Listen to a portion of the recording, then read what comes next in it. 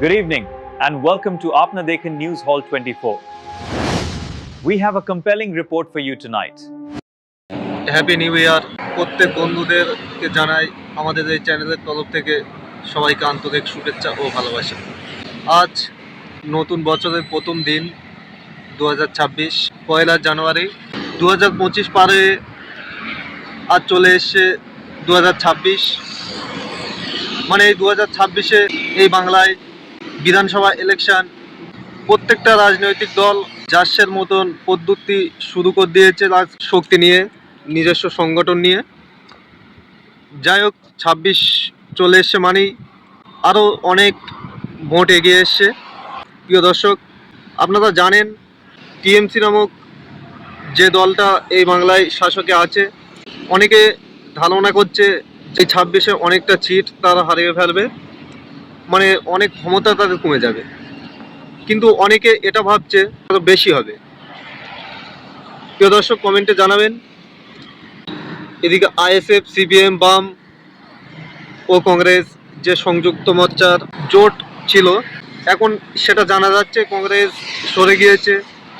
মোটামুটি আইএসএফ বামের সাথে কথা বলেছে, সেটা আপনারা জানেন। অনেকবার আইএসএফ বিধায়ক নওশাদ সিদ্দিকী চিঠি পাঠিয়েছে।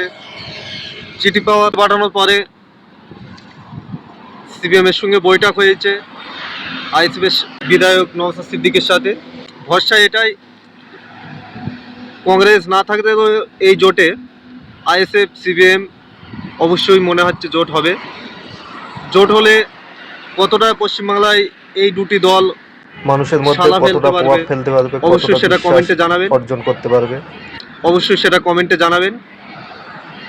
আর যদি জোট না হয়, আইএসএফ, বাম, কংগ্রেস এরা যদি একা একা যার মতন যদি লড়াই করে, তাহলে এই আইএসএফ, কংগ্রেস, সিপিএম এরা কি মানে কোনো সিট পাবে, সেটা কমেন্টে জানাবেন।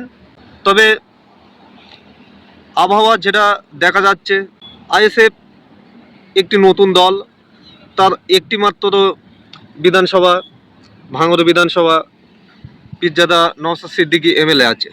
ধারণা করা হচ্ছে 2026-এ আইএসএফ কিছু সিট পাবে। সিপিএমের সঙ্গে যদি জোট করে আরও তা আইএসএফের সুবিধা হতে পারে। সিপিএমের কী হবে জানি না, কিন্তু এই জোটটা হলে আইএসএফের খুব সুবিধা হবে। এই জোট হলে হারোয়া, বসিরহাট উত্তর, এমন করে কেলিং, এইভাবে অনেক কটা বিধানসভা আইএসএফ পাওয়ার সম্ভাবনা অনেক বেশি। যদি জোট হয় 100% টিএমসির সাথে মানে মোকাবেলা হবে, যুদ্ধ অবশ্যই করবে। ধারণা করা হচ্ছে এইসব সিটগুলো আইএসএফের পক্ষ যেতে পারে। প্রিয় দর্শক, আপনারা কমেন্টে অবশ্যই জানাবেন।